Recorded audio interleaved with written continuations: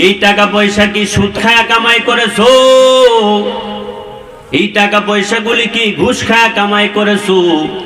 আল্লাহ পাকের কাঠগড়ায় দাঁড়ায় জবাব দিতে হবে। 5 নম্বর প্রশ্ন করা হবে, ও বান্দা ইলম শিখছো, ইলম অনুপাতে আমল করছো কিনা জবাব দিতে হবে। হাসরের ময়দানে এই 5টা প্রশ্নের জবাব না দেওয়ার আগ পর্যন্ত এক কদম আগাইবার কোনো সুযোগ থাকবে না। ও ভাই, এজন্য আল্লাহ পাক বলেন, আদম সন্তান, আমি আল্লাহ তোমার মধ্যে একটা প্রাণ পাখি দিলাম যার নাম রূহ। এই রূহটা যতক্ষণ আছে ততক্ষণ তুমি দুনিয়াতে থাকবা। এই রূহটা যখন চলে যাবে বলবা এই মুখে দুনিয়াতে ছিল, আজকে রূহ চলে গেছে, বলে দুনিয়া থেকে বিদায় হয়ে গেছে। এজন্য আউলিয়া কেরাম বলেন, মান আরাফা নাফসাহু ফাকাদ আরাফা রাব্বাহ, যে নিজেরে চিনতে পারছে সেজন্য তার রবকেও চিনতে পারলো। আজ আমরা নিজেরা নিজেদেরকে চিনি না, এজন্য আমার রবকেও আমরা চিনতে পারি না।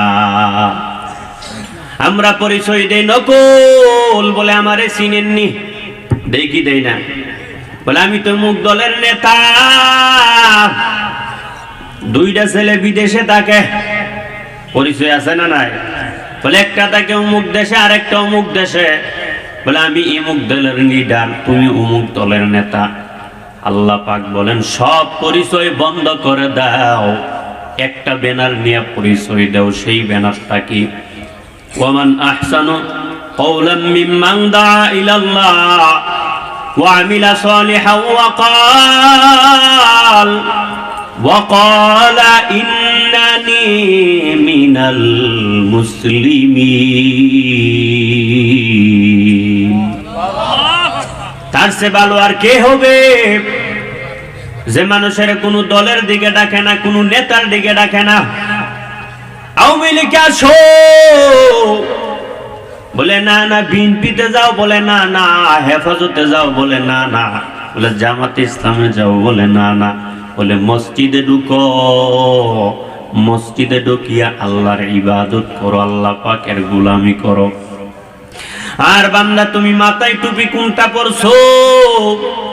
তুমি পাঁচকুল্লি পরছো, আবার কেউ উঁচা কালো সাদা, বলে কোনো দ্বন্দ্ব নাই। আজ আমরা মুসলমান দ্বন্দ্ব করার কারণে আজকে একদল বেঈমানের এই 90% মুসলমানের দেশে দাঁড়াইয়া একদল বেঈমান আমার নবীরে গালি দেয়, আমার আল্লাহরে গালি দেয়, আলেম উলামাদেরকে গালি দেয়। বলে মুখের গালে গালে জুতা মারো, তালে তালে এমন ভাবে স্লোগান দেয়। আজকে মুসলমান যদি এক কাতারে চলতা, কোন বেঈমান এই বাংলাদেশে দাঁড়াইয়া মুসলমানের বিরুদ্ধে স্লোগান দিবে তো দূরের কথা, কোন বেঈমান মুসলমানের বিরুদ্ধে ফেসবুকে একটা স্ট্যাটাস দেওয়ার সাহস পাইতো না।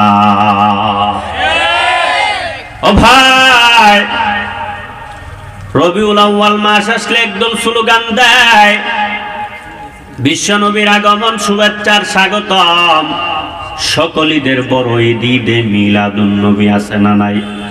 বলে মিলাদুন নবী পালন করো, সিরাতুন নবীকে লাথি মারো।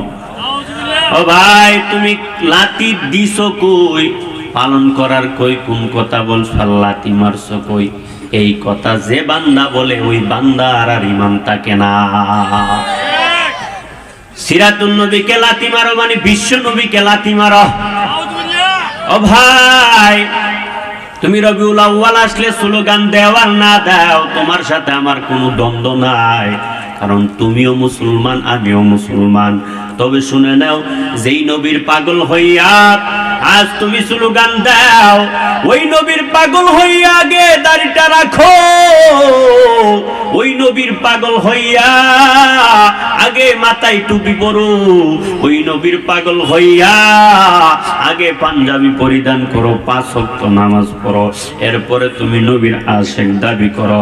আর যদি এগুলো বাদ দিয়া তুমি নিজের নবীর আশেক দাবি করো, আমি বলবো তুমি নবীর আশিক না, তোমার গালিও দিব না, একটাই কথা বলবো, আল্লাহ আপনি এই বান্দা আমার মুসলিম ভাইটাকে হেদায়েতের দৌলত দান করুন। এর সে আমার আর দেওয়ার কিছু নাই রে ভাই।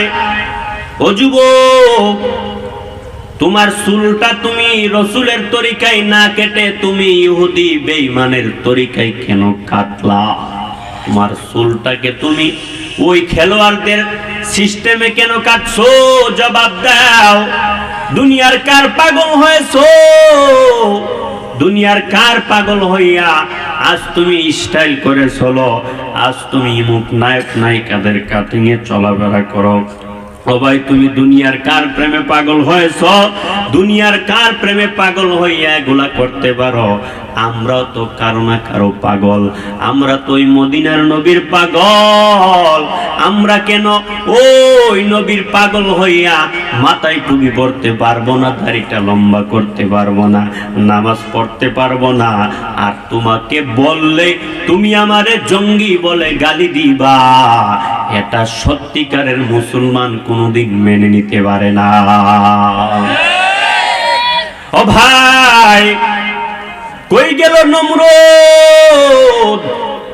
কই গেল সাদ্দাত? কই গেছে কারুন? কই ফেরাউন? ফেরাউনের মতো তো এত বাহাদুর মাস্তান হতে পারো নাই। যেই ফেরাউন, যাদের ক্ষমতা কত ছিল, এরপরও দুনিয়া থেকে বিদায় হয়ে গেছে। নমরুদের মতো তো হতে পারো নাই। যেই নমরুদ এত পাওয়ার হয়ে গেছে, নমরুদ একদিন কয় আল্লাহরই বলে রাখবে না। কিরে নমরুদ, আল্লাহরই রাখবে না, এত পাওয়ার হয়ে গেছে। নমরুদ বসার জন্য সবিনয় অনুরোধ করছি। সম্মানিত মুহতারাম হাজিরিন, এই পর্যায়ে আপনাদের সম্মুখে মূল্যবান তাফসীর পেশ করিবেন সুমিষ্টভাষী বক্তা হযরত মাওলানা কাউসার আহমদ রহমানী সাহেব বিবারিয়া। হুজুরের আলোচনা বিষয় সূরা হাশর।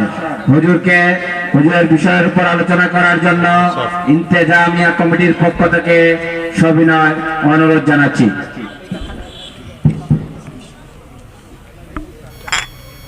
আসসালামু আলাইকুম ওয়া রাহমাতুল্লাহি ওয়া বারাকাতুহু। বক্সের সাউন্ড বাড়ানো। আলহামদুলিল্লাহ আলহামদুলিল্লাহিল্লাযী লাম ইয়াজাল আলিমান কাদীরা حيا قيوما سميعا بصيرا والذي يعلى معالم العلم أعلامه وأدنر شعائر الشرع أحكامه ونشهد أن لا إله إلا الله وحده لا شريك له ونشهد أن سيدنا وسندنا وحبيبنا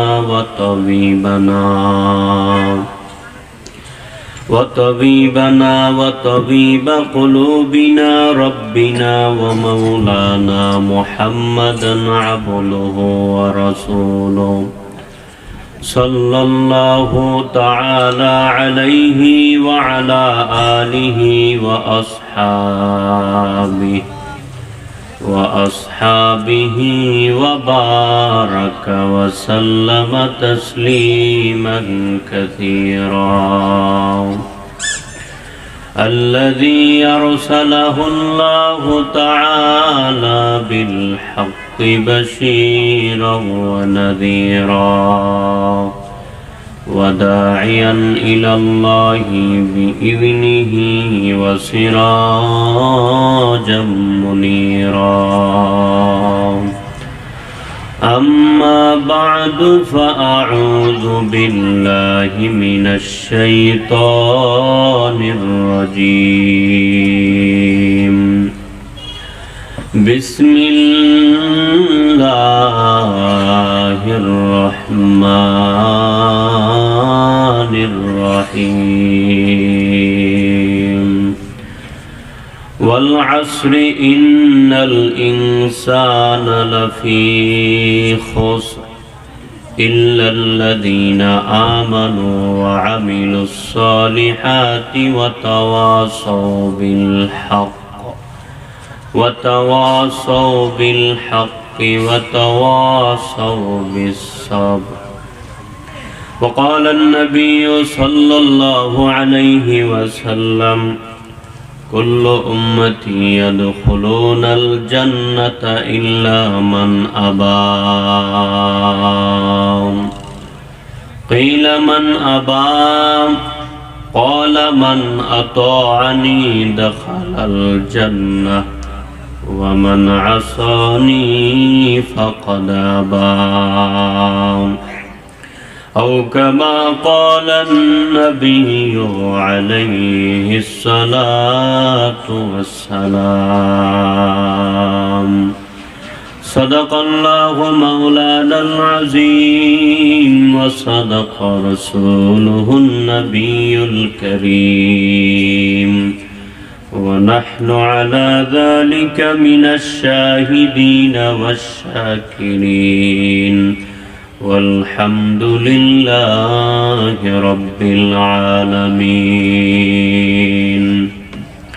اللهم صل على محمد وعلى آل محمد كما صليت على إبراهيم وعلى آل إبراهيم إنك حميد مجيد. পড়েন সবাই اللهم بارك على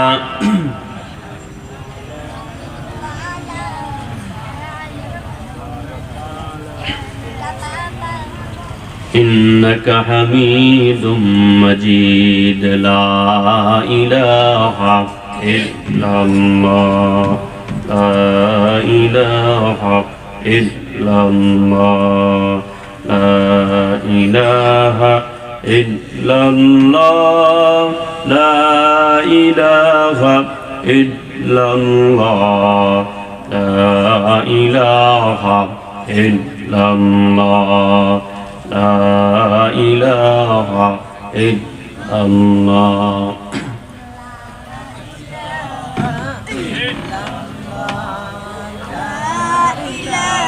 لا إله إلا الله محمد رسول الله. سبحانك لا علم لنا إلا ما علمتنا إنك أنت العليم الحكيم. رب اشرح لي صدري ويسر لي أمري واحلل عقدة من لساني يفقه قولي. दिन की सूरज डूब रही है हम लोगों की सामने,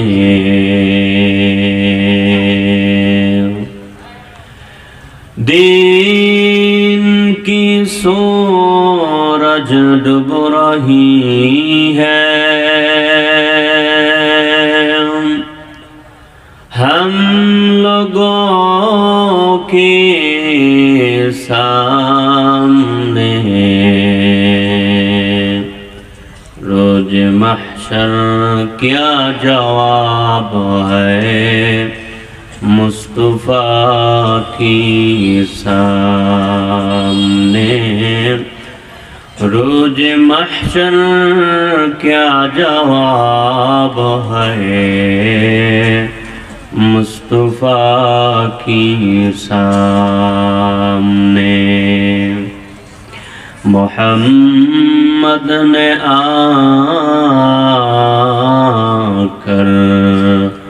कुफ्र को मिटाया, कुफ्र को मिटाकर सदाकत बताया। अल्हम्दुलिल्लाह। হবিগঞ্জ সুলতান মাহমুদপুর তাফসির কমিটির উদ্যোগে আয়োজিত আজকের এই মহাসম্মেলনের মোহতারাম সম্মানিত সভাপতি সাহেব, মুআজ্জাজ মুকাররম হযরত উলামায়ে কেরাম, মুরব্বিয়ান আযম, অত্র এলাকার পার্শ্ববর্তী এলাকার বিভিন্ন অঞ্চল থেকে ছুটে আসা দিন দরদি ইমানদার সুশৃঙ্খল মুমিন মুসলমান মুত্তাকি ভাইরা, কলিজার টুকরা আমার সমবয়সী যুবক বন্ধুগণ, স্নেহের ছোট ভাই, পর্দার অন্তরালে অবস্থানরত মা খাদিজাতুল কুবরা রাদিয়াল্লাহু আনহার উত্তরসূরি, আম্মা জান আয়েশা সিদ্দিকা রাদিয়াল্লাহু আনহার উত্তরসূরি আমার সম্মানিতা মা বোনেরা, মহান রব্বুল আলামিনের আলিশান দরবারে লাখো কোটি শুকরিয়া আদায় করছি যে মহান রব্বুল ইজ্জতুল জালাল পৃথিবীর লাখো কোটি মুসলমানদের থেকে যাচাই বাছাই করে আমার মতো আপনার মতো অযোগ্য নালায়েক গুনাহগারকে নির্বাচন করে দুনিয়ার মাটিতে রাসূলুল্লাহ সাল্লাল্লাহু আলাইহি ওয়াসাল্লামের ভাষায় বেহেশতের বাগানে উলামায়ে কেরামের মজলিসে কিছু দ্বীনি নসিহতমূলক কথা বলা ও শোনার জন্য কবুল করেছেন। এই জন্য আমরা সকলে অন্তরের অন্তঃস্থল থেকে একবার শুকর আদায় করি, বলি আলহামদুলিল্লাহ। আমার বিষয় দেওয়া হয়েছে সূরা আসর থেকে কিছু কথা বলার জন্য। আমি যে সূরা পড়ছি ওই সূরার গুরুত্ব ফজিলত আল্লাহ রাব্বুল আলামিনের দরবারে অনেক বেশি। চার মাযহাবের এক ইমাম শাফিঈ রাহমাতুল্লাহি আলাইহি লিখেছেন, আম্মা জান আয়েশা সিদ্দিকা রাদিয়াল্লাহু আনহার প্রসিদ্ধ বর্ণনা অনুযায়ী কোরআনে হাকিমে আল্লাহ পাক ৬৬৬৬ খানা আয়াত যদি না দিতেন আর শুধু আল্লাহ সূরা আসর দিতেন আর সূরা আসরের হুকুম আহকাম দিক নির্দেশনা গোটা জগতের মানুষ যদি মাইনা চলতো তাহলে আল্লাহ পাকের দরবারে তারা বিনা হিসাবে জান্নাত পাওয়া যাইত। এই সূরার গুরুত্ব ফজিলত আল্লাহর দরবারে আছে না নাই? এই সূরার শুরুতে আল্লাহ রাব্বুল আলামিন শপথ করেছেন। আল্লাহ পাকের সব কথাই দামি, তুলনামূলক শপথওয়ালা কথাটা আরো বেশি দামি। আল্লাহ পাক শুধু এই সূরার শুরুতেই শপথ করে নাই, আরো বহু সূরা আছে যেগুলা শুরুতে আল্লাহ রাব্বুল আলামিন শপথ করেছেন। তো আল্লাহ পাক কেন শপথ করছে? সব কথার নির্যাস হলো আল্লাহ শপথ কেন করলেন? এর কারণ হইল মানুষ যেন জান্নাতে ঢুকতে পারে। কোথায় ঢুকতে পারে? সূরা আসর গুরুত্বপূর্ণ একটা সূরা। এই সূরার শুরুতেও আল্লাহ শপথ করছে। আসরুন শব্দের বহু অর্থ মুফাসসিরিনে কেরাম লিখেছেন। এর মধ্যে একটা অর্থ হলো ওয়াক্ত, সময়। আল্লাহ পাক সময়ের শপথ করে বলেন, ইন্নাল ইনসানা লাফি খুসর। আল ইনসান আলিফ লাম ইস্তিগরাকি, মানে গোটা দুনিয়ার ইনসান, শুধু বাংলাদেশ না, যত দেশ আছে। লাফি খুসর লাম লিত্তাকিদ, মানে গোটা দুনিয়ার মানুষ চূড়ান্ত ক্ষতির ভিতরে আছে। কিসের ভিতর আছে? দেখেন, তাকায় দেখেন, মানুষ যে ক্ষতির ভিতরে নাই। তো বছরে একটা মাহফিল হয়, তো আল্লাহর বান্দা 3 ঘন্টা 4 ঘন্টা 5 ঘন্টা ওখানে সময় দিতে পারে না। তো ওই বেচারাই আবার বাড়িতে যখন যায়, শাসটলে বসে বসে টেলিভিশন দেখে ঘন্টার পর ঘন্টা চলে যায়, বেচারার খবর নাই। কথা ঠিক কিনা? আবার এই বেচারাই যখন ওয়াজ মাহফিলে আসে, ওই মসজিদে নামাজে যায়, তো বেচারার মনটা নামাজও থাকে না, ওয়াজ মাহফিলও থাকে না। আমরা নিজেরাই দেখতে পারি যে মানুষদের কতটুকু ক্ষতির ভিতরে আছে। কথা ঠিক কিনা? আল্লাহ পাক বলেন যে গোটা দুনিয়ার মানুষ চূড়ান্ত ক্ষতির ভিতরে আছে। তো কারা ক্ষতির ভিতরে নাই? এমনও কিছু মানুষ আছে, আছে না নাই? আল্লাহ বলেন ইল্লা, তারা ব্যতীত। কারা ব্যতীত? যাদের মধ্যে 4টা গুণ আছে। কয়টা গুণ? 4টা গুণ। এর মধ্যে একটা হলো ঈমান। 1 নম্বর কি? যার ঈমান আছে সে ব্যতীত। 2 নম্বর নেক আমল। 2 নম্বর কি? 3 নম্বর সৎ পথের আদেশ দেওয়া। 3 নম্বর কি? 4 নম্বর অসৎ পথ থেকে মানুষকে বাধা দেওয়া। এই 4টা গুণ যাদের ভিতরে আছে ওই বান্দাটাই জান্নাতে যাবে। কোথায় যাবে? ওই বান্দাটাই সঠিক পথে আছে। আপনি ঈমান আর নেক আমল 2টা আছে আর 2টা নাই, সৎ কাজের আদেশ দেওয়া, অসৎ পথ থেকে বাধা দেওয়া, বান্দা আপনি জান্নাতে যেতে পারবেন না। সৎ কাজের আদেশও দিতে হবে, অসৎ পথ থেকে মানুষকে বাধা দিতে হবে। আপনার ছেলে মেয়ে এদেরকেও সৎ পথে চালাতে হবে, অসৎ পথ থেকে বাধা দিতে হবে। কারণ আল্লাহ বলছে নিজে আগে জাহান্নামের আগুন থেকে বাঁচাও এবং তোমার আহালকে বাঁচাও। ইয়া আইয়ুহাল্লাযীনা আমানু ও আনফুসাকুম ওয়া আহলিকুম নারা। এই মুমিন, নিজে জাহান্নামের আগুন থেকে বাঁচো, তোমার আহালকে বাঁচাও। قال النبي صلى الله عليه وسلم ألا كلكم راع وكلكم مسؤول عن رعيته। পয়গম্বর আরবি সাল্লাল্লাহু আলাইহি ওয়াসাল্লাম ইরশাদ করে, দুনিয়ার উম্মতেরা সাবধান, তোমরা প্রত্যেকেই প্রত্যেকের দায়িত্বশীল। দায়িত্বের অবহেলার কারণে আল্লাহর কাঠগড়ায় দাঁড়ায় জবাব দিতে হবে, জবাব দিতে হবে। সাহাবায়ে কেরামের মধ্য থেকে হযরত উমর দাঁড়ায় গেলেন, ও পয়গম্বর বুঝায় দেন কে কিভাবে কার দায়িত্বশীল। রহমতে আলম নবী বলেন, তোমার অধীনস্থ যারা আছে তুমি তাদের দায়িত্বশীল হয়ে আছো। স্বামীর ভূমিকা স্ত্রী তোমার অধীনস্থ, তুমি তোমার স্ত্রীর দায়িত্বশীল হয়ে আছো। মসজিদের মিম্বরে দাঁড়িয়ে আছো, তুমিও এলাকার মানুষের ঈমান বাঁচানোর দায়িত্বশীল। উলামায়ে হযরত যে এলাকায় বসবাস করে ওই এলাকার মানুষের ঈমান বাঁচানোর দায়িত্বশীল হয়ে আছে।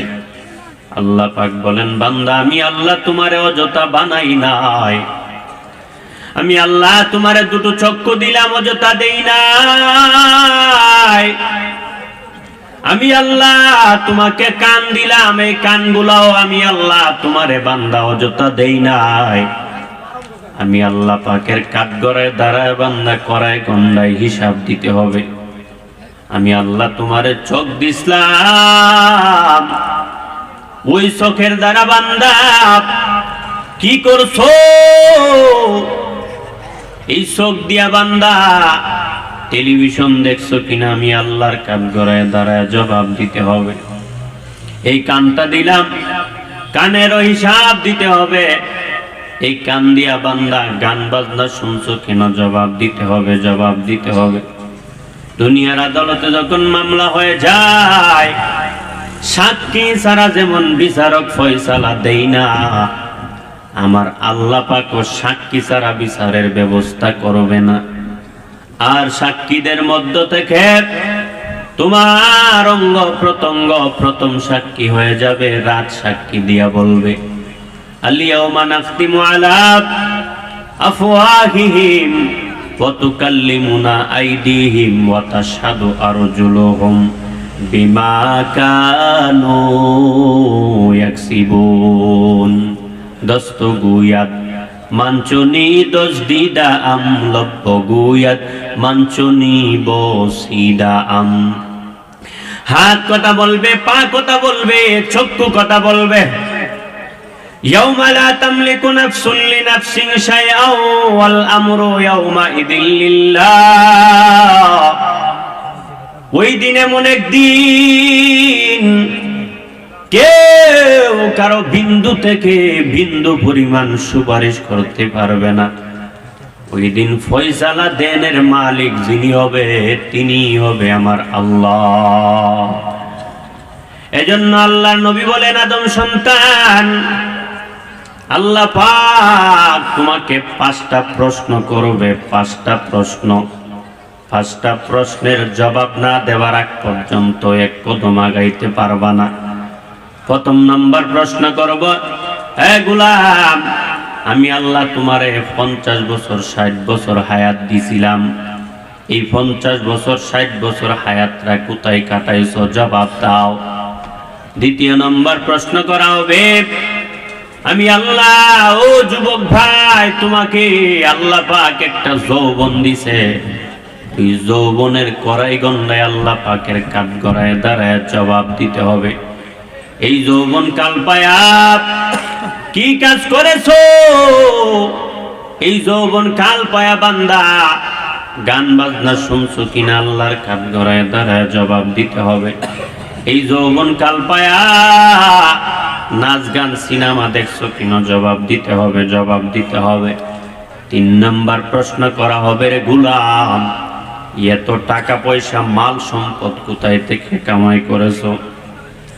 এই টাকা পয়সা কি সুদ খায়া কামাই করেছো? এই টাকা পয়সাগুলি কি ঘুষ খায়া কামাই করেছো? আল্লাহ পাকের কাঠগড়ায় দাঁড়ায় জবাব দিতে হবে। 5 নাম্বার প্রশ্ন করা হবে, ও বান্দা, ইলম শিখছো, ইলম অনুপাতে আমল করছো কিনা? জবাব দিতে হবে। হাসরের ময়দানে এই 5টা প্রশ্নের জবাব না দেওয়ার আগ পর্যন্ত এক কদম আগাইবার কোনো সুযোগ থাকবে না। ও ভাই, এজন্য আল্লাহ পাক বলেন, আদম সন্তান, আমি আল্লাহ তোমার মধ্যে একটা প্রাণ পাখি দিলাম, যার নাম রূহ। এই রূহটা যতক্ষণ আছে ততক্ষণ তুমি দুনিয়াতে থাকবা। এই রূহটা যখন চলে যাবে বলবা এই মুখে দুনিয়াতে ছিল, আজকে রূহ চলে গেছে, বলে দুনিয়া থেকে বিদায় হয়ে গেছে। এজন্য আউলিয়া কেরাম বলেন, মান আরাফা নাফসাহু ফাকাদ আরাফা রাব্বাহ, যে নিজেরে চিনতে পারছে সেজন্য তার রবকেও চিনতে পারলো। আজ আমরা নিজেরা নিজেদেরকে চিনি না, এজন্য আমার রবকেও আমরা চিনতে পারি না। আমরা পরিচয় দেই নকল, বলে আমারে চিনেননি, দেই কি দেই না? বলে আমি তো মুখ দলের নেতা। 2টা ছেলে বিদেশে থাকে, পরিচয় আছে না নাই? বলে একটা থাকে অমুক দেশে, আরেকটা অমুক দেশে। বলে আমি অমুক দলের লিডার, তুমি অমুক দলের নেতা। আল্লাহ পাক বলেন, সব পরিচয় বন্ধ করে দাও, একটা ব্যানার নিয়ে পরিচয় দাও। সেই ব্যানারটা কি? ওয়ামান আহসানু কওলাম মিম্মান দাআ ইলাল্লাহ ওয়া আমিলা সালিহান ওয়া ক্বালা ইন্নানি মিনাল মুসলিমিন। তার চেয়ে ভালো আর কে হবে যে মানুষের কোনো দলের দিকে ডাকে না, কোনো নেতার দিকে ডাকে না। আওয়ামী লীগে আসো, বলে না না। বিএনপিতে যাও, বলে না না। হেফাজতে যাও, বলে না না। বলে জামাতে ইসলামে যাও, বলে না না। বলে মসজিদে ঢুকো, মসজিদে ঢুকিয়া আল্লাহর ইবাদত করো, আল্লাহ পাকের গোলামি করো। আর বান্দা, তুমি মাথায় টুপি কোনটা পরছো? তুমি 5 কুল্লি পরছো, আবার কেউ উঁচা কালো সাদা, বলে কোনো দ্বন্দ্ব নাই। আজ আমরা মুসলমান দ্বন্দ্ব করার কারণে আজকে একদল বেঈমানের আপ এই 90% মুসলমানের দেশে দাঁড়াইয়া একদল বেঈমান আমার নবীরে গালি দেয়, আমার আল্লাহরে গালি দেয়, আলেম উলামাদেরকে গালি দেয়। বলে মুখের গালে গালে জুতা মারো, তালে তালে এমন ভাবে স্লোগান দেয়। আজকে মুসলমান যদি এক কাতারে চলতা, কোন বেঈমান এই বাংলাদেশে দাঁড়াইয়া মুসলমানের বিরুদ্ধে স্লোগান দিবে তো দূরের কথা, কোন বেঈমান মুসলমানের বিরুদ্ধে ফেসবুকে একটা স্ট্যাটাস দেওয়ার সাহস পাইতো না। ও ভাই, রবিউল আউয়াল মাস আসলে একদল স্লোগান দেয়, বিশ্বনবীর আগমন, শুভেচ্ছার স্বাগতম, সকল ঈদের বড় ঈদে মিলাদুন নবী আছে না নাই? বলে মিলাদুন নবী পালন করো, সিরাতুন নবীকে লাথি মারো। ও ভাই, তুমি লাথি দিছো কই? পালন করার কই কোন কথা বলছো? লাথি মারছো কই? এই কথা যে বান্দা বলে ওই বান্দার আর ঈমান থাকে না। সিরাতুন নবীকে লাথি মারো মানে বিশ্ব নবীকে লাথি মারো। ও ভাই, তুমি রবিউল আউয়াল আসলে স্লোগান দেও আর না দাও, তোমার সাথে আমার কোনো দ্বন্দ্ব নাই, কারণ তুমিও মুসলমান আমিও মুসলমান। তবে শুনে নাও, যেই নবীর পাগল হইয়া আজ তুমি স্লোগান দাও, ওই নবীর পাগল হইয়া আগে দাড়িটা রাখো, ওই নবীর পাগল হইয়া আগে মাথায় টুপি পরো, ওই নবীর পাগল হইয়া আগে পাঞ্জাবি পরিধান করো, 5 ওয়াক্ত নামাজ পড়ো, এরপরে তুমি নবীর আশেক দাবি করো। আর যদি এগুলো বাদ দিয়া তুমি নিজের নবীর আশেক দাবি করো, আমি বলবো তুমি নবীর আশেক না, তোমার গালিও দিব না। একটাই কথা বলবো, আল্লাহ আপনি এই বান্দা আমার মুসলিম ভাইটাকে হেদায়েতের দৌলত দান করুন। এর সে আমার আর দেওয়ার কিছু নাই রে ভাই। ও যুবক, তোমার চুলটা তুমি রসুলের তরিকায় না কেটে তুমি ইহুদি বেঈমানের তরিকায় কেন কাটলা?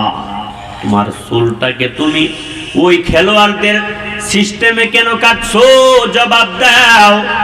দুনিয়ার কার পাগল হয়েছো?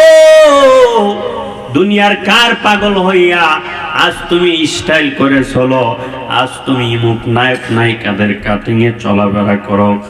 ও ভাই, তুমি দুনিয়ার কার প্রেমে পাগল হয়েছ? দুনিয়ার কার প্রেমে পাগল হইয়া এগুলা করতে পারো?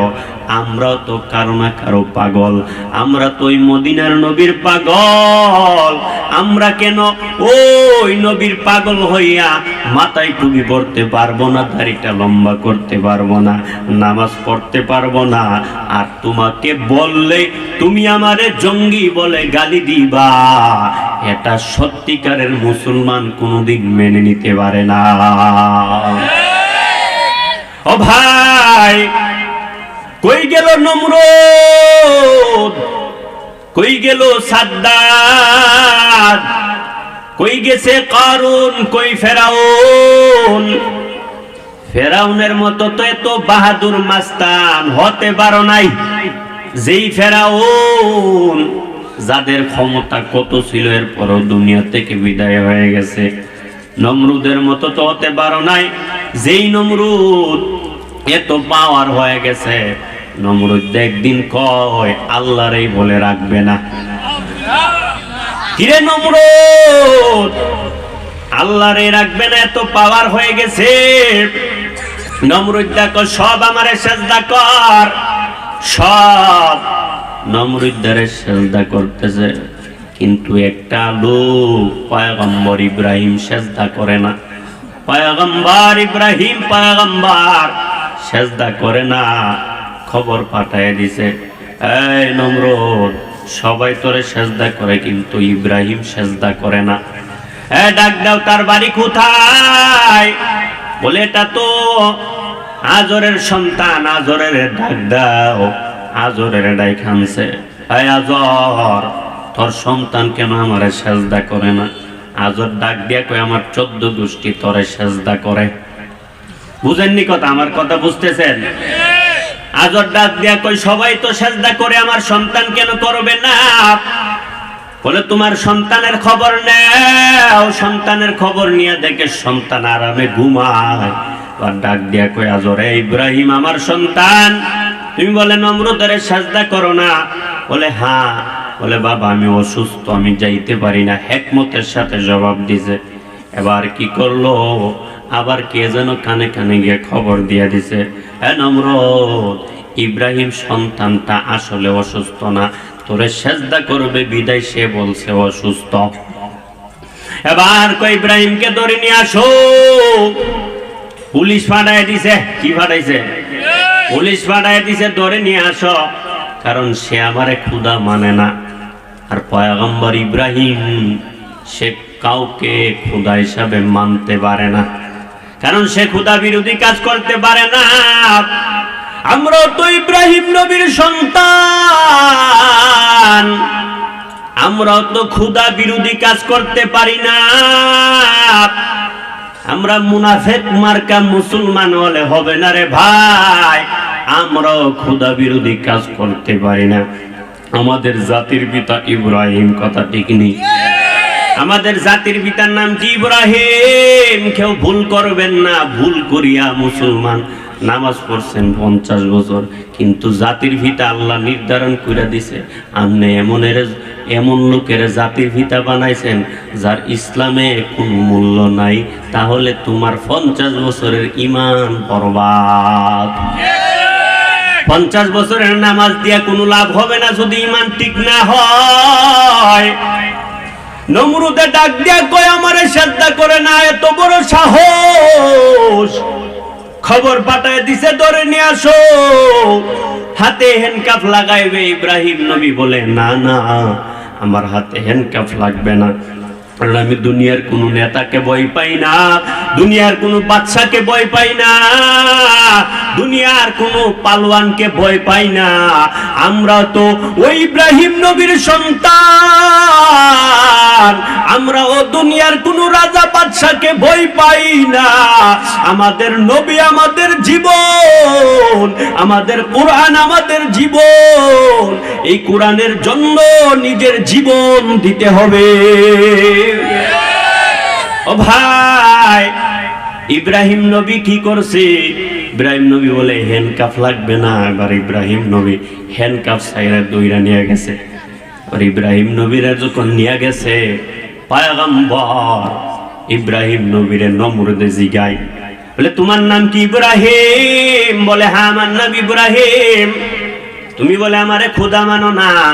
বলে আইরে নমরুদ, তোরে আমি খোদা মাইনা ফেলছিলাম, কিন্তু আমার মাথার মধ্যে একটা বুদ্ধি আইসা পড়ছে।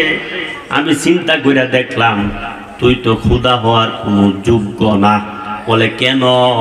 বলে আসল কথাটা কি এতগুলো মানুষের সামনে বলবো নাকি আজ করে বলবো? বলে এতগুলো মানুষের সামনে যদি আসল কথা প্রকাশ হয়ে যায় তাহলে তো বড় বিপদ, বড় মুসিবত। বলে সবাইরে বাইর কইরা দাও, সকলকে বলো চলে যাইতে। সবাই চলে গেছে। অধিজ্ঞা শুধু দুইজন পয়গম্বর, ইব্রাহিম আর নমরুদ। কারণ নমরুদের চরিত্র যদি মানুষ যায় না ফেলে, তাহলে তো নমরুদদের আর কেউ খোদা মানবে না। আজ আমাদের সমাজে নমরুদ মার্কা নেতা আছে, নেতার কৃতকর্মের ফলগুলো শুধু মানুষ যায় না ফেলায়, তাহলে ওই নেতারে আর নেতা মানতে চাই না। যেমন মুরাদ হাসান নামে এক নেতা ছিল বাংলাদেশে, আকাম কুকাম করতে করতে ধরা খায়া গেছে। এরপরে দলের লোকেরাই কয়ে রে আমাদের দলে রাখিস না, কারণ দলের মধ্যে রাখলেই তো বিপদ, আমরাও আকাম করি, এগুলাও আস্তে আস্তে বাহির হয়ে যাইবে। এজন্য বাহির কইরা দাও। এগুলা সব নমরুদের উত্তর শরীর।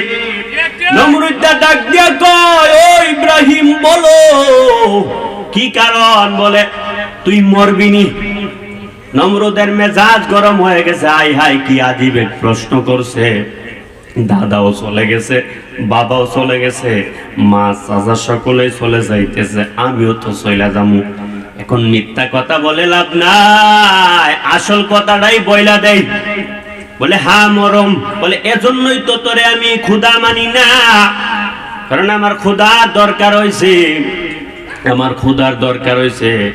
তো হঠাৎ আমি বাড়ি থেকে ঘুম থেকে উঠে আইসা দেখি আমার খোদা বিছানার মধ্যে কাইটিয়া পুইরা রয়েছে, মইরা গেছে।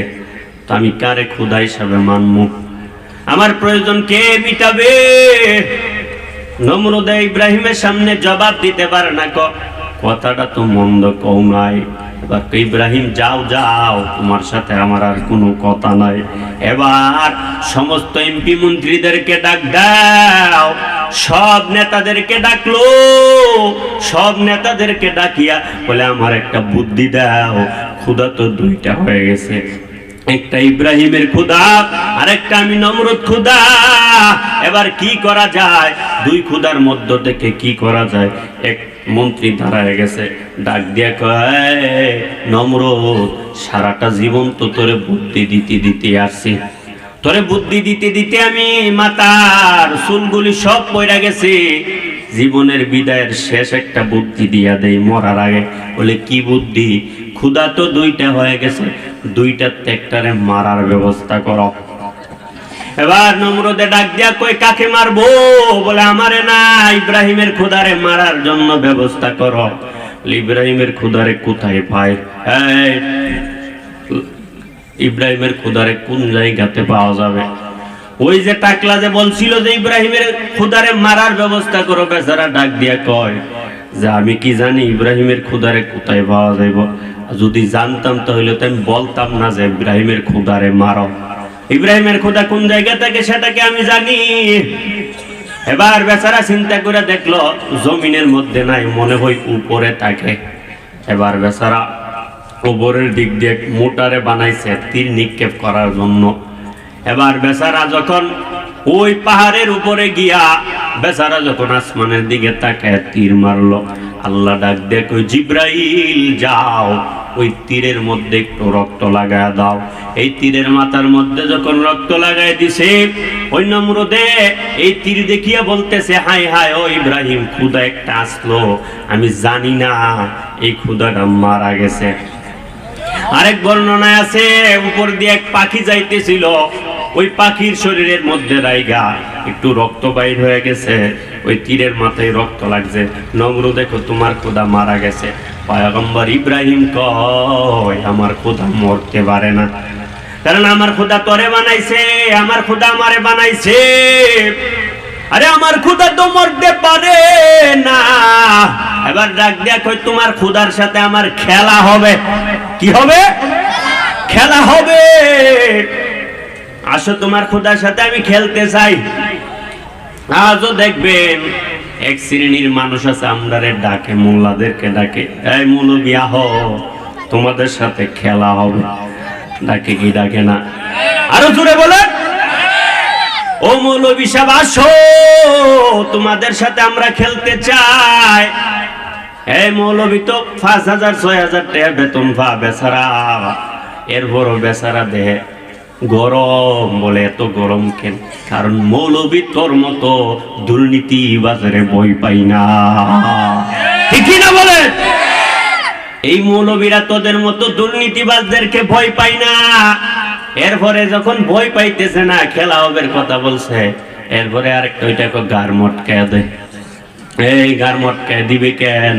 বলে তোর গরু নিয়ে আমারে খাওয়াইছিলি।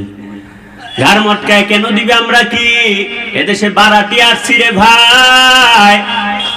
ডাক দেখো না তোমরা চান্দার টাকা খাও, আমরা কি খাই? চান্দার টাকা খায়। আর তোমরা খাও মানুষের রক্তের টাকা। ওই সিলেট থেকে যখন একটা ট্রাক ভর্তি বুঝাই ভর্তি মাল নিয়ে যখন ওই ঢাকা শহরে যায়, তোরা রাস্তার মুড়ে মুড়ে মুড়ে মুড়ে টাকা নেও। কথা ঠিক নেই? রাস্তার মোড়ে মোড়ে তোমরা টাকা নেয়, ওগুলা কি তোমার? আর এই টাকগুলা কি তোমার বাবার টাক? সরকারি বেতন বয়ের বড় দুর্নীতিবাজি করো। আমরা ৫,০০০ টাকা বেতন ভাই, কার উপরে আঘাত করি না রে ভাই। এই মাদ্রাসার হুজুরেরা তারা ৫,০০০ ৬,০০০ টাকা বেতন পায়, কারো উপর আঘাত করে না, কারো উপরে জুলুমও করে না। আর তোরা মানুষের ৫০,০০০ পায়ও, ডানে বামে আরো কাউ ৫০। এরপরে আবার কত মানুষের খুন করো, কত মানুষের উপর জুলুম করো। আবার কিছুদিন আগে দেখছেন না আবরারের মতো একটা ভালো ছাত্রকে ফিডাইয়া মারছে। এমন দেখাইতে পারবেন যে অমুক মাদ্রাসাতে ফিডাইয়া ফিডাইয়া ছাত্র মারছে? দেখাইতে পারবেন? না না, দেখাইতে পারবেন না রে ভাই। কারণ মাদ্রাসাওয়ালারা দুর্নীতিবাজ না, মাদ্রাসাওয়ালারা চুরিও করে না, বাটপারিও করে না, যতটুকু পায় ততটুকু নিয়ে সন্তুষ্ট থাকে। কিন্তু যখন কোরআন নিয়া, ইসলাম নিয়া, নবীর আদর্শ নিয়া কথা কয়, তখন তারা আর বসে থাকতে পারে না। ও ভাই, এবার নমরুদে ডাক দিয়া কয় তোমার খোদার সাথে আমার খেলা হবে, খেলা হবে। আমাদের সমাজেও কিছু ভাই আছে আমাদেরকে ডাকে, আমাদেরকে কেন যেন শত্রু মনে করে। আমাদেরকে শত্রু মনে করে কেন? আমরা কি আসলে শত্রু? আরে ভাই তোমারে বারবার বুঝায় বলি নামাজ আসো, আবার আমরা রে তোমরা শত্রু মনে করো।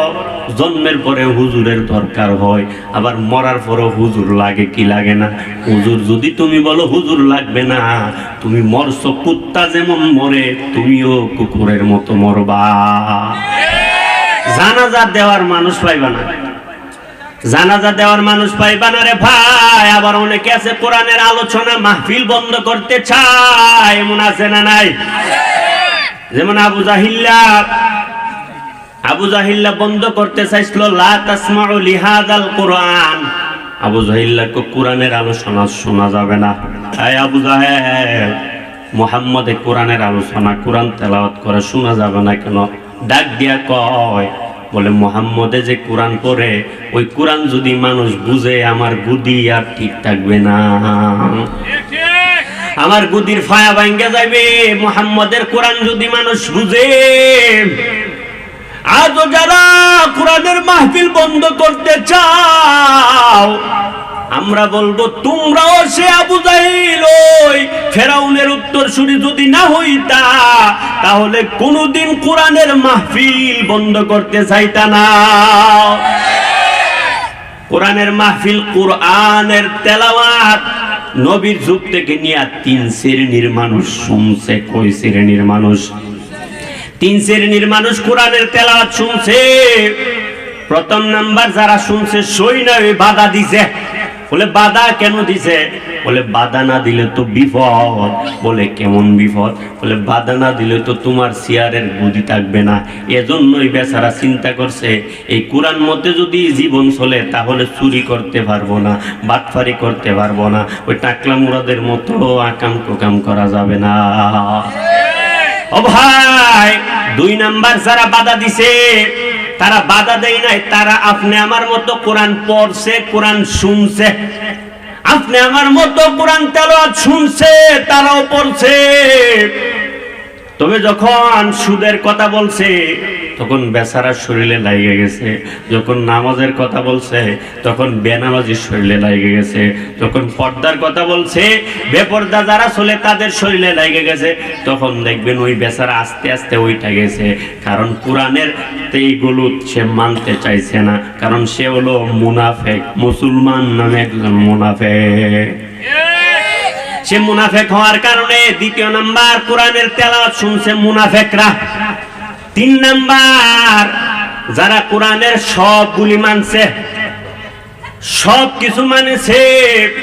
বলে কোরআন বলছে যে তুমি কায়েম করো, এমন আইন কায়েম করো, যদি জিনা করে অবিবাহিত তারা দুজন জিনাকার যদি অবিবাহিত হয় তাহলে 80টা বেতের বাড়ি লাগাও, তাহলে কি আর জিনা করবনি? কথা বলেন। এই জিনা জীবনও বন্ধ করা যাবে না যদি কোরআনের আইন না হয়। কথা ঠিক নেই? এরপরে বলছে যদি যারা বিবাহিত তারা যদি জিনা করে, কোরআনের আইন হইল পাথর নিক্ষেপ করো। যে বেচারা দর্শন করে, এই বেচারারও পাথর নিক্ষেপ করে মাইরা ভালো। যদি ওই ঢাকা শহরের মধ্যে হাজার হাজার মিডিয়া নিয়া এক বেচারা দর্শন করছে, ওই বেচারা যদি পাথর দিয়ে ডিল মাইরা মাইরা মাইরা ভালা, তাহলে পরের দিনতে কোনো দর্শক আর বাইর হইবনি, বাইর হবে। তো কোরআন শান্তি, কোরআনের ভিতরে শান্তি রে ভাই। নমরুদ ডাক দিয়ে কই, ও ইব্রাহিম, তোমার খোদার সাথে আমি খেলতে চাই। এবার খেলা রাইখা দিছে। বলে কোথায় খেলা হবে? বলে অমুক মাঠের মধ্যে খেলা হবে।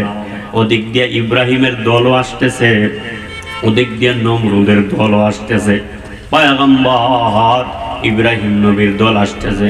নমরুদা ডাক দিয়ে কই, তাকায় দেখ এদের কি হালত অবস্থা, এদের কি অবস্থা দেখায় দেখো, জীর্ণ শীর্ণ এরা, এরা আমাদের সাথে কি খেলবে?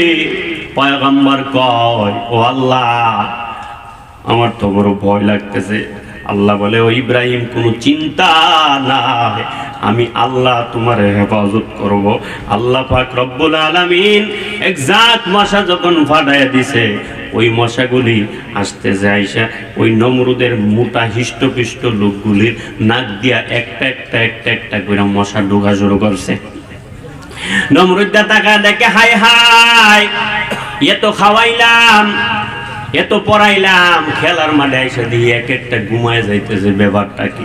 আরে তোরা যদি বলতি যে পরে খেলা হবে, তাহলে তো আমি পরে আসতাম, আজকে ঘুমানোর কি দরকার ছিল? নমরুদা তাকায় দেখে সবগুলি খাইতে ভরে গেছে। এবার বেচারার মেজাজ গরম হয়ে গেছে। আর ওদিক দিয়ে একটা অসুস্থ মশা ল্যাংরা মশা কি করলো? ওই ল্যাংরা মশাটা বলে, কিরে তোরা কি আমার লাগে একটা রাখতে পারলি না? আমি কি করে, আমি অসুস্থ, অত কষ্ট করে আসলাম। তো একটা ডাক দিয়া কয়, তোর লাগে আসল ধারে রাখছি, ওই আসলটা তোর লাগে আছে। ওদিক দিয়ে নমরুদের মেজাজ গরম, নমরুদের মেজাজ গরম নিয়ে দাঁড়ায় আছে। এবার বেচারার সামনে কষ্ট কইরা নাকের সামনে গিয়া দাঁড়ায় আছে, কারণ বেচারা তো কষ্ট কইরা অসুস্থ মানুষ, ভিতরে যাওয়ার দরকার নাই। অসুস্থ মশা কষ্ট করে ভিতরে যাওয়ার দরকার নাই। বেচারা যখন দাঁড়ায় আছে, ওই বেচারা রাগের মাথায় যখন টান দিছে, ওই মশা মিন জায়গাতে চলে গেছে। ওইখানে গিয়া মাঝে মাঝে একটা কামড় বসায়া দেয়। মাঝে মাঝে যখন একটা কামড় বসায়া দেয়, বেচারার মেজাজ গরম। একদিক দিয়া সবগুলি ঘুমায় গেছে, আরেক দিক দিয়া মাথার মধ্যে কি যেন ঢুকছে। সারা মেজাজ গরম হইয়া হঠাৎ করে পায়ের জুতা নিয়ে মাথার বাইরা একবারে দিছে। পায়ের জুতা নিয়া বাড়ি দিয়া দেখে দিয়ে আরামই লাগে, ভালোই লাগে। তো বেচারা আরেকটা বাড়ি দে, কিছুক্ষণ পরে পরে একটা বাড়ি দে, আবার বাইরা। এভাবে যখন বাইরাইতেছে, কিরে আমি এক হাতে ব্যথা ধরে গেছে।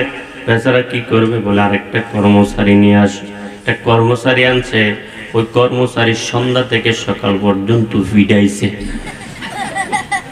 সন্ধ্যা থেকে সকাল পর্যন্ত ফিডাইলো, এমন পিটাইছে। বেচারাও বলতেছে, ডাক দেখ, নমরুদ তোরে তো আমি বহু ফিডাইছি, তোর মাথা কি যেন ঢুকছে, বাইর হই না।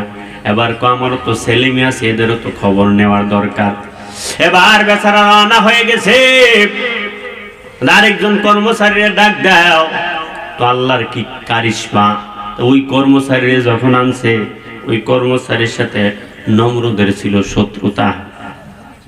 এবার বেচারা নমরুদে কো আসতে দাও, বেচারা মারে জোরে বাড়ি। এবার বেচারা নমরুদে ক আরো বাইরাও, আরো ফিডাও। ফিডাইতে ফিডাইতে বেচারার মেজাজ গরম হয়ে গেছে। হঠাৎ করিয়া বেচারা জুতার বদলা ঝাড়ু নিছে।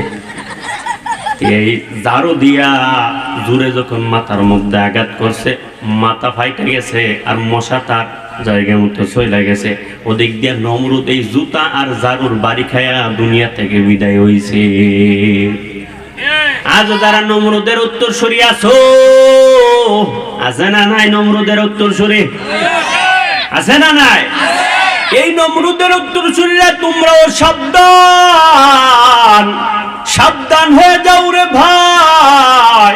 তোমাদের সাথে আমাদের কোনো দ্বন্দ্ব নাই। তোমরা আমার ভাই, তোমরা আমার ভাই, আমিও তোমার ভাই। আমরাও মুসলমান, তুমিও মুসলমান। আমার কোরআন এক, তোমার কোরআন এক। যদি নমরুদের সে খাসলত তোমার ভিতরে থাকে, যদি আলেমদেরকে ফাঁসির কাস্টে ঝুলাইতে মজা পাও, যদি আলেমদেরকে জেলখানায় রাইখা মজা পাও, ভালো হয়ে যাও, ভালো হয়ে যাও। ভালো হইতে বান্দা পয়সা লাগে না। ও ভাই, যুগের পর যুগ এক একজনের দিয়ে আল্লাহ পাক এক একটা ফেরাউনকে ধ্বংস করছে। ওই নমরুদের ধ্বংস করছে আল্লাহ পাক। পয়গম্বর ইব্রাহিমকে দিয়ে নমরুদের ধ্বংস করছে। তো মুসা আলাইহিস সালামকে দিয়া ধ্বংস করেছে, ওই ফেরাউনকে ধ্বংস করেছে। আজও যত ফেরাউন আছে, এক একটা আলিম দিয়ে এক একটা ফেরাউনকে ধ্বংস করবে ইনশাআল্লাহ। ও ভাই, ওই ফেরাউন্নারে কেমনে ধ্বংস করছে? ফেরাউন্নারে এত ক্ষমতা। ফেরাউন একদিন ঘুমায় আছে, হঠাৎ করে ঘুম থেকে ওইটা দেখে, হাই হাই কি এক স্বপ্ন দেখছি, কি এক স্বপ্ন দেখলাম, যে সামদেশ থেকে একটা আগুনের খন্ড আইসা পুরা মিশরটারে জ্বালায় দিছে। ফেরাউনের মেজাজ গরম। ফেরাউন্না ডাক দিয়া কয়, সমস্ত স্বপ্নের ব্যাখ্যা করনেওয়ালাদেরকে ডাক দাও। সমস্ত ব্যাখ্যা করনেওয়ালাদেরকে ডাইকা আনছে। ডাইকাই না জিজ্ঞাসা করতেছে, কিরে আমি যে কি আজীব এক স্বপ্ন দেখছি। বলে কি স্বপ্ন? বলে সামদেশ থেকে একটা আগুনের খন্ড আইছে, আইসা পুরা মিশরটারে জ্বালায় পুরা সারকার করে দিছে। এবার বেচারা ডাক দিয়া কয়, এই ফেরাউন, ও চিরে এই সামদেশ থেকে একটা লোক আসবে, আইসা তোর ক্ষমতার মসনদকে ধ্বংস করে দিবে। এবার বেচারা চিন্তার মধ্যে পড়ে গেছে। বলে এটা কি ছেলে না মেয়ে? বলে ছেলে সন্তান। এবার আদেশ কইরা দিছে যত সন্তান আসবে সবগুলিকে কতল করতে থাকো। ওদিক দিয়া পয়গম্বর ইব্রাহিমের মা চিন্তায় পড়ে গেল। ইব্রাহিম নবী ওই মুসা পয়গম্বরের মা চিন্তায় পড়ে গেছে, আল্লাহ আমার সন্তানটাকে আপনি কুদরতি হাতে হেফাজত করেন। আল্লাহ বলে, ও মুসার মা তোমার কোনো চিন্তা নাই, আমি আল্লাহই তোমার সন্তানটাকে আমি হেফাজত করব। সন্তান দুনিয়াতে আইসা গেছে, এবার সন্তানটাকে আল্লাহ পাক আদেশ দিছে একটা বাস্কের মধ্যে করিয়া দুরিয়াতে ছাড়া দাও। দুরিয়াতে যখন ছাইরা দেয় ওই বাস্কটা বাসতে বাসতে আসিয়া আলাইহিস সালামের রাজপ্রাসাদের কিনারায় বেড়ে গেছে। এবার রাজপ্রাসাদের কিনারায় বেড়ে যাওয়ার পর আসিয়া আলাইহিস সালাম ডাক দিয়া কয়, ও কর্মচারী যাও যাও ওই বাস্কটা নিয়ে আসো, বড় সুন্দর দেখা যায়। ওই বাস্কটা নিয়ে আসার পর বাস্কটা খুলছে, বাস্ক খুলিয়া দেখে বাস্কর ভিতরে সুন্দর একটা বাচ্চা। আসিয়া আলাইহিস সালাম এত সুন্দর এক বাচ্চা দেখি আসিয়া আলাইহিস সালাম বলে, এত সুন্দর, বলে এটা আমার সন্তান। জড়ায় নিছে। এবার রাজপ্রাসাদের গেট দিয়ে যখন ঢুকতেছে ফেরাউন ডাক দিয়ে কয়, আসিয়া এটা তোমার হাতে কি? বলে এটা হলো একটা সন্তান। বলে ছেলে না মেয়ে? ছেলে হইলে কতল করে দাও। বলে কতল করব না। আসিয়া আলাইহিস সালাম ফেরাউনের এক দমক মারছে, কারণ স্বামী যে মনই হোক সবচেয়ে বেশি জানবে তার স্ত্রী। কথা ঠিক নেই?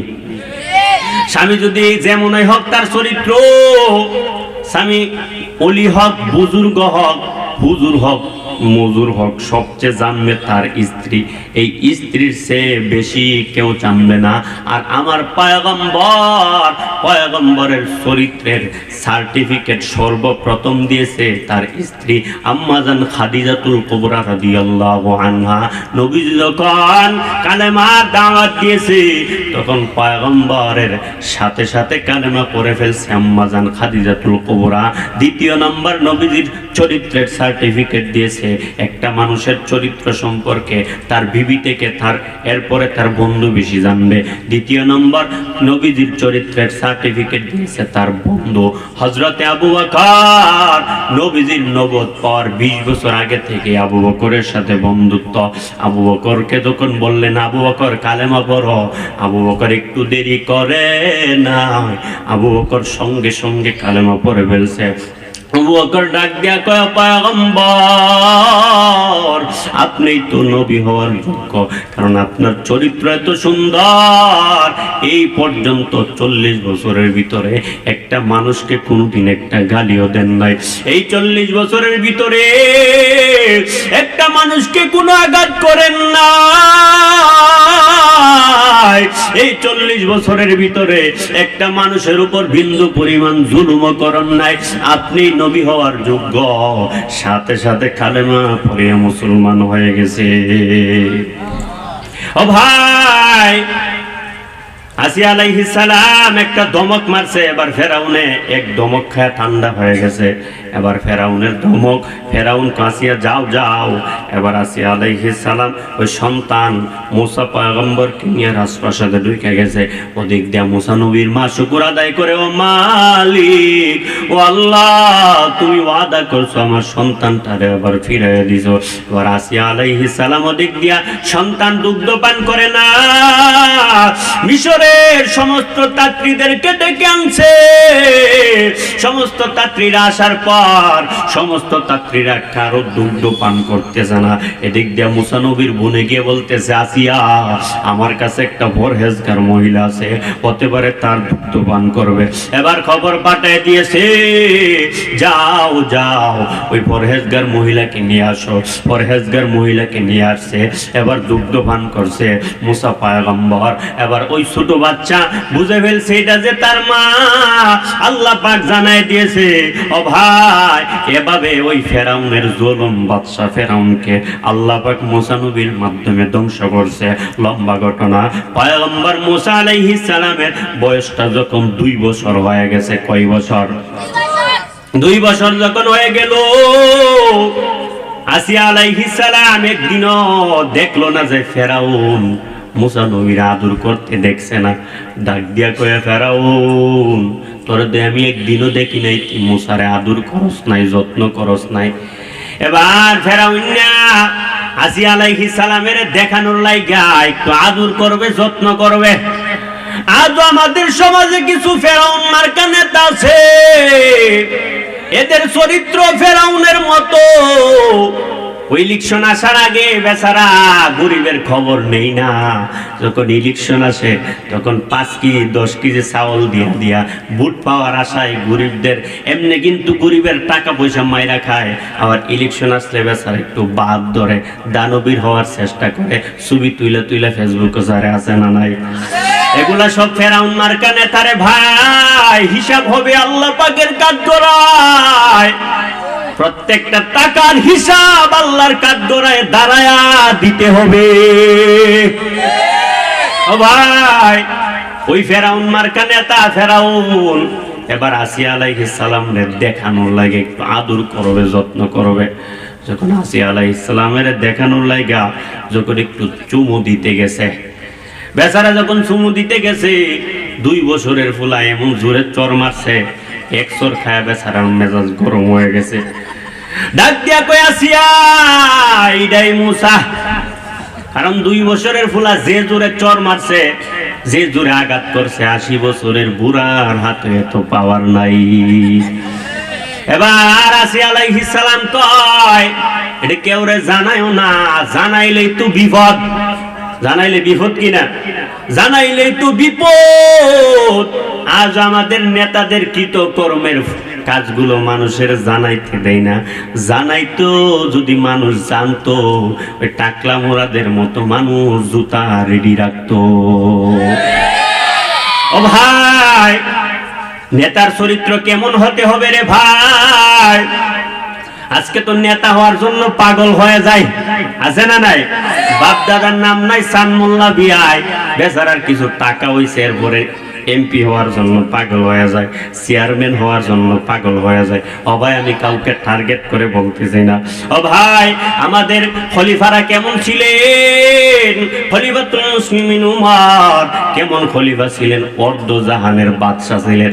আজকে সুলিমুদ্দিন সুতামাতার এক নেতা হইয়া স্টেজে বৈশা কোরআনের মাহফিল বন্ধ করতে যায়। ওই লাকসামের এক নেতা, ওই সাধারণ এক ইউনিয়নের চেয়ারম্যান হইয়া বেচারা স্টেজে দাঁড়ায় কই একটারও লাশ খুঁজে পাওয়া যাবে না। যদি জনগণ যদি ওই দিন ফিডা শুরু করতো, তাহলে লুঙ্গি লইয়া বাড়িতে যাইতে পারতি না। ও ভাই, আজকে তো আমরা সৎ কাজের আদেশ ছাইরা দিছি, আর অসৎ পথ থেকে মানুষকে বাধা ছাইরা দিছি, এজন্য আজ আমাদের এই হালত। যদি সৎ কাজের আদেশ থাকতো, অসৎ পথ থেকে যদি মানুষরে ফিরায় রাখতাম, তাহলে আমাদের এই হালত হতো না। রাসূলের এক হাদিস আছে, পয়গম্বর কয় যখন মানুষ সৎ কাজের আদেশ ছাইরা দিবে, অসৎ পথ থেকে মানুষকে বাধা দেওয়া ছাইরা দিবে, ওই মানুষের উপর জালেম বাদশার আবির্ভাব হবে। ও ভাই, এবার ওই ফেরাউন এক সর খায় ঠান্ডা হয়ে গেছে, ডাক দিয়া কই আসিয়া এটা কেউরে জানাইও না, জানাইলেই তো বড়ই বিপদ। ও ভাই, লম্বা ঘটনা। মুসা পয়গম্বরের বয়স যখন 10 বছর হয়ে গেছে, মানুষগুলি স্লোগান দিতেছে ফেরাউনের আগমন শুভেচ্ছার স্বাগতম। ফেরাউনের চরিত্র ফুলের মতো পবিত্র।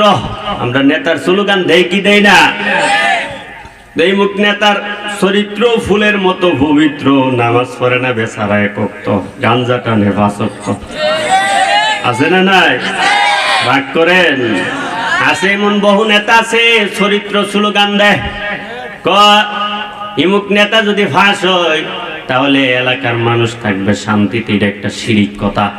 এলাকার মানুষ এটা শান্তি দেওয়ার মালিককে। আর জোরে বলেন, ইন্নাল্লাযীনা ক্বালু রাব্বুনাল্লাহ সুম্মা ইসতাকামু ফালা খাউফুন আলাইহিম ওয়ালা হুম ইয়াহজানুন।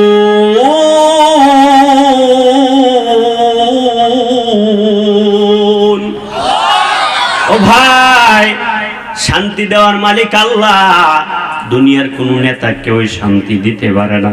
এবার মানুষগুলি যখন স্লোগান দিতে দিতে আসছে ফেরাউনের কাছে, সবাই স্লোগান দিতেছে।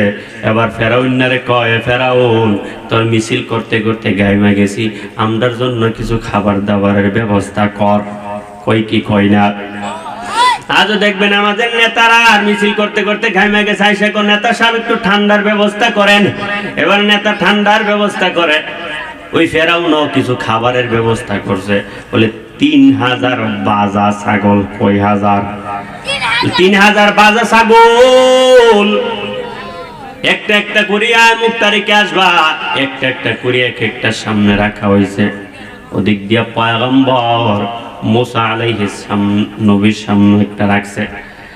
মুসা নবীর সামনে যখন রাখা হলো, এবার পয়গম্বর মুসা আলাইহিস সালামের সামনে রাইখা ফেরাউন দাবি করে আনা রব্বুকুমুল আলা।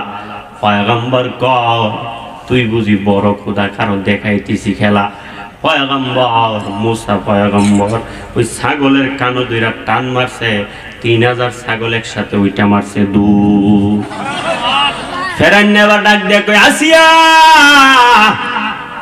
ক্ষমতা যুদ্ধরে আসলো, এবার শেষ। আসিয়া কই কি হইছে?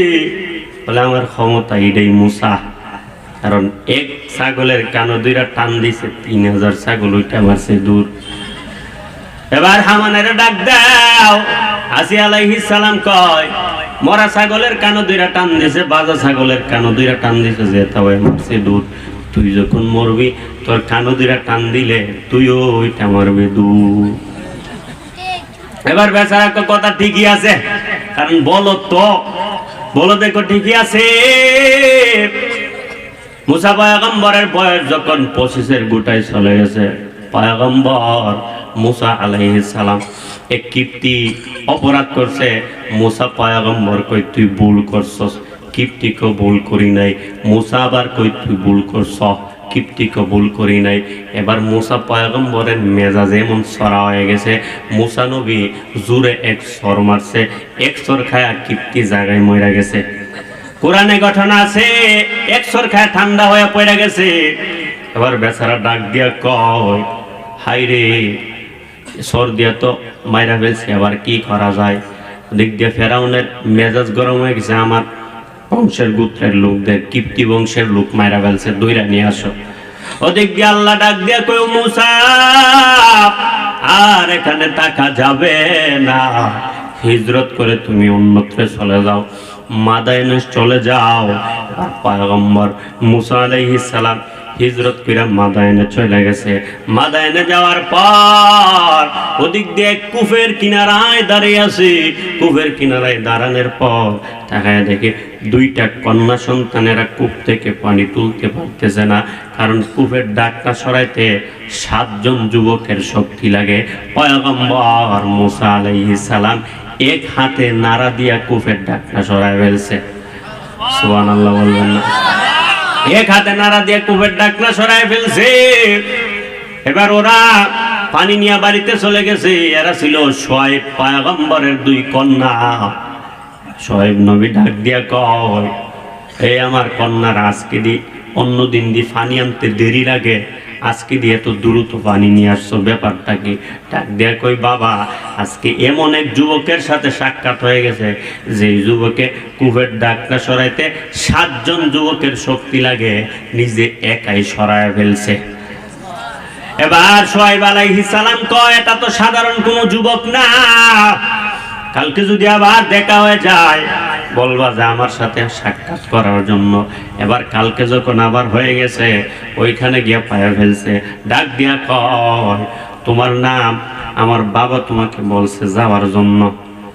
পয়গম্বর মুসা আলাইহিস সালাম কয়, যাওয়ার তো কোনো জায়গা নাই। এবার আল্লাহ বোঝো একটা জায়গার ব্যবস্থা করেছে, যায় দেখি কপালে কি আছে। বলে তোমাদের সাথে আমি যাইব, তবে 2টা শর্ত মোতাবেক তোমাদের সাথে যাইব। কয়টা শর্ত? 2টা শর্ত মানলে যাইব। বলে কি শর্ত? বলে 1 নম্বর শর্ত হইল তোমরা আমার পিছনে থাকবা। কোথায় থাকবা? পেছনে থাকবা। কারণ কোন মহিলা পুরুষের সামনে যাইতে পারে না, যে এলাকায় পুরুষ আছে ওই এলাকায় মহিলা মেম্বার হইতে পারে না। কথা ঠিক নেই, ঠিক না? তো মহিলা মেম্বারও পাগল হয়ে যায়। আর কেমন মুসলমান নিজের বউডারে দাঁড় করায় দেয় ছবি দিয়া, আর সমস্ত মানুষেরা দেখে আর জিনার গুনাহ আমল নামাই যায়। কথা ঠিক না? ও ভাই, এবার মুসা নবী বলে দুইটা শর্ত। এক নম্বর, তোমরা আমার পেছনে থাকবা আর আমি তোমাদের সামনে থাকবো, কারণ মহিলা কোনোদিন পুরুষের সামনে থাকতে পারে না। আজ আমাদের সমাজে যেই এলাকাতে পুরুষ আছে ওই এলাকায় মহিলা মেম্বার হতে পারে না। এর দ্বারা বোঝা গেল যেই এলাকায় চেয়ারম্যান আছে ওই এলাকায় মহিলা চেয়ারম্যান হতে পারে না, যেই এলাকায় এমপি আছে ওই এলাকায় মহিলা এমপি হইতে পারে না। যেই এলাকায় আর বাড়লাম না। ও ভাই, দ্বিতীয় নাম্বার কথা, 2 নাম্বার কথা হইল তোমরা কথা কম বলবা। কথা কম বলবা, কারণ বেশি কথা বললেই তো বিপদ। কারণ মহিলাদের কণ্ঠটা পর্যন্ত পর্দার অন্তর্ভুক্ত। ইয়া নিসা আন-নবী লাস্তুন্না কাহাদিম মিনান নিসা ইনিত্তাকাইতুন্না ফালা তাখদা'না বিল কওল ফায়াতমা'আল্লাযী ফী কলবিহি মারাদু ওয়া কুলনা কওলাম মারুফা।